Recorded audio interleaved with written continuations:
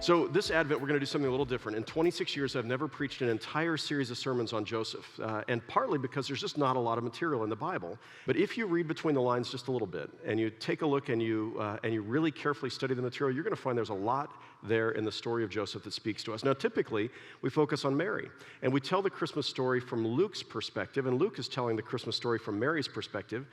This year, we're going to focus more on Matthew's gospel, and Matthew tells the Christmas story from the perspective of Joseph. So we're going to be looking at this story and the meaning of Christmas through the eyes of Joseph, and we're going to be trying to learn from Joseph something for our own lives today.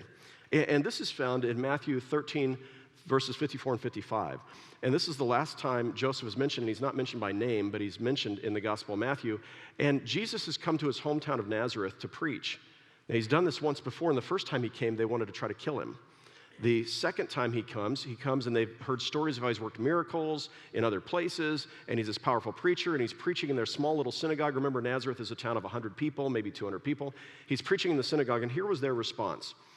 When he came to his hometown, he taught the people in their synagogue. They were surprised and said, "Where did he get this wisdom? Where did he get the power to work miracles? Isn't he the carpenter's son?" Do you sort of hear the tone that you need to read that text with? Isn't he the carpenter's son? So in Mark's account of this, in Mark chapter 6, we find that they said exactly the same things, except for they pointed to Jesus and said, "Isn't he the carpenter?" So that Jesus would have been trained by his father Joseph in the skills of being a carpenter.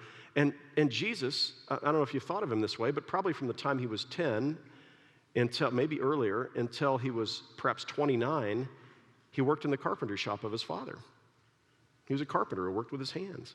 And so this idea of Jesus being a carpenter, the son of a carpenter, and so I want us to take just a second to think about what do we know about carpenters in the first century. So first of all, most houses weren't built of 2x4s. They weren't built with wood in the first century in Palestine. They were built with stone or with mud brick because there wasn't a lot of trees and a lot of woods in the Holy Land. So the houses were built with stone. Now, the word for carpenter in the New Testament is a Greek word tekton. And tekton is a really important word. It could be used to describe somebody who worked in stone, but there was another Greek word for stonemasons. And so typically this was somebody who worked with wood. So if Joseph was a tekton, if he was a carpenter, then what kinds of things was he working on if he wasn't building houses? Well, he would have built parts of the houses, like the doors and the shutters, the wood shutters. He would have built those. He would have built the furniture in the house. Now, people slept on mats on the floor. If you were really wealthy, you would have had a bed, so maybe he made beds for wealthy people, but he would have made chests. You had chests that you kept your clothing items in, and you kept whatever else you had. He would have made chests, and he might have made little tables for houses. And then the primary thing he probably made was farm implements. So he made yoke for the oxen, and he made tools, the handles to tools, and he'd get from the smith the iron pieces that would go on them. And he would make these. He would repair things. So he was a handyman who would have repaired things around the house. Now, there was another word for somebody who was a master craftsman. They were called an architecton, from which we have the word architect. And architectons were those who had people working for them, and they were so skilled, and they had such an established business that they had multiple employees, and they were considered at a higher level. But you see, Joseph wasn't an architecton. He was just a tekton. All right, so I want to shift gears and move more towards what does this mean for us today? And the first question I ask in doing that is, what does it tell us about God that he chose a tekton to be the adoptive father, earthly father, foster father, stepfather of Jesus, to be the dad of Jesus? What does that tell us about God? And part of what it points to is this thing that we see as an overarching narrative in Scripture, that God chooses the humble, God chooses the lowly, God chooses the ordinary, God chooses those that nobody else would have expected for God's most important tasks. He chooses a stuttering sheep herder in the Sinai desert to become the great deliverer of God's people. He chooses an elderly couple to give birth to a new line of people, the chosen people of God. And the fact is that God uses ordinary people who have a heart that is yielded to God and say, "Please, God, help me to be the person you want me to be. Use me." Right? And that's our prayer we've learned. The John Wesley prayer, "I am no longer my own but thine. Put me to what you will. Rank me with whom you will." So here's the second question I want to ask. So there's the first one. God uses ordinary people, humble people, and so we humble ourselves before God. But here's the second thing. And this has to do with how we can know any more about Joseph than what we have in the text. And I'm going to suggest to you, even though we only have 17 verses that mention Joseph by name, I'm going to suggest if you read the Gospels, you're going to see him all over the Gospels. And here's why. God chose Joseph to be the dad to Jesus. And the question I would ask is, what role do our dads play when they do the job right in shaping our lives? So I asked this question on Facebook this week. I just said, hey, how did your dad shape you? In what ways are you the person you are today because of your dad? What lessons did you learn from him? 35 people responded, and here's just a few of the responses. My dad taught me by word and example to never stop learning and always be there for your child. He passed away 11 years ago, but a day does not go by that I don't think about him. My dad taught me that a smart man will always admit when he's wrong. My dad embodied compassion. He taught me and modeled for me what it means to truly care for and love others. My dad taught me honesty and integrity. He did it by example. You could take his word to the bank. My dad was the model of courage as he lived with the effects of polio he contracted when he was 3 years old. My dad was a former boxer, and he taught me you got to roll with the punches, son, and you got to bob and weave, and that's exactly what I've done all the way through my life. And one wrote, my father believed our place on earth was to help others and to take care of those who are weak or too small to defend themselves. I have never questioned how I became a social worker with a dad like that. And many noted how their fathers had poured into them, had shaped into them a faith. One woman, 78 years old, said, I go to church every week today because when I was a little girl, my father took me to church and told me about his faith. We learn lessons from our dads. And a lot of those lessons are really good and beautiful lessons. So I think about that. Sometimes, however, they actually, lead us to faith, and sometimes those lessons don't. I was reading this week a word from Lee Strobel, a blog post, and he cited New York University psychologist Paul Vitz's work. And Vitz wrote that a child's psychological representation of his father is intimately connected to his understanding of God.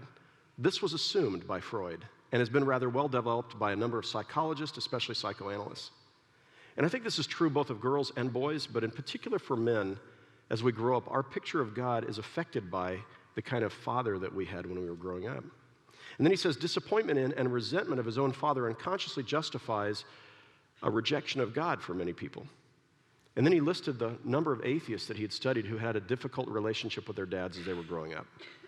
Now, some atheists had a great relationship with their dads. I'm not saying there's a one-to-one correspondence, but there seems to be a correspondence. And part of what Lee Strobel was saying was, he said, today, millennial men, young men who are millennials, 26% of them have a difficult time in their relationship with God, maybe walking away from God. It just doesn't make any sense, the idea of a loving God. And at the same time, we find about the same percentage of young millennials who say, I had a difficult time in my relationship with my dad. And he's just wondering if there might be some connection between these two things. Now, I've noted that we have very little that's written directly about Joseph. But if I think about Joseph and then I think about the things that Jesus said, I see Joseph all over the Gospels. Do you remember Jesus' favorite word for God, how he addressed him? He called him Abba, which is a word that means not just father, it means dad. And he said, when you pray, pray like this, Our Father who art in heaven, hallowed be thy name. He told the story of a prodigal son who two sons, and one of them, did the right thing, and the other one went and goofed everything up and squandered all of his inheritance and went off to a far-off country. And when he came back, he said his father ran to the edge of the field and welcomed the boy home and showed him grace and mercy and took him back again. Made me wonder if maybe this described one of Jesus' brothers and Joseph's response to him. And then when you think about the things that Joseph or Jesus says, he talked about, let your yes be yes and your no be no. Tell the truth all the time. And I thought that sounds like the kind of thing Joseph would have said to his son when they were working in the workshop together. Or when he said, don't ever look at a woman with lust in your heart. That sounds like a guy talk that you have with your son about how you treat women. Or when Jesus said, the truly great among you will be your servant. It made me think of what he saw in his dad as he was growing up. Or when he said, do unto others as you would have them do unto you. Might that have been something he learned from his father as he was growing up as a boy? Or his dad who made yoke for oxen. Can't you hear that when Jesus says, come to me, all you who are weary and heavy laden, I will give you rest. Take my yoke upon you and learn from me. For my yoke is easy and my burden is light. So here's the so what I want to share with you as we close. We're moving towards Christmas, and we're, buying things, and we're asking our kids, like, what do you want for Christmas? We're asking our grandkids, what do you want for Christmas, right? All of that. But I just want to ask you this question. What are you doing during this season and really during your entire life to intentionally form and shape your children to know who God is, to know the real meaning of Christmas, to understand what God's will is for our lives?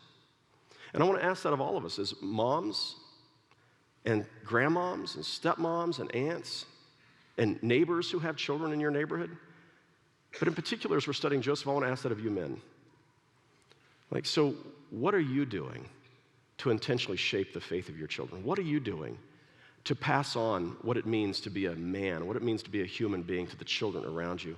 What are you doing this season, not just to ask, what do you want for Christmas, but to help the children under your influence to understand the real gift of Christmas?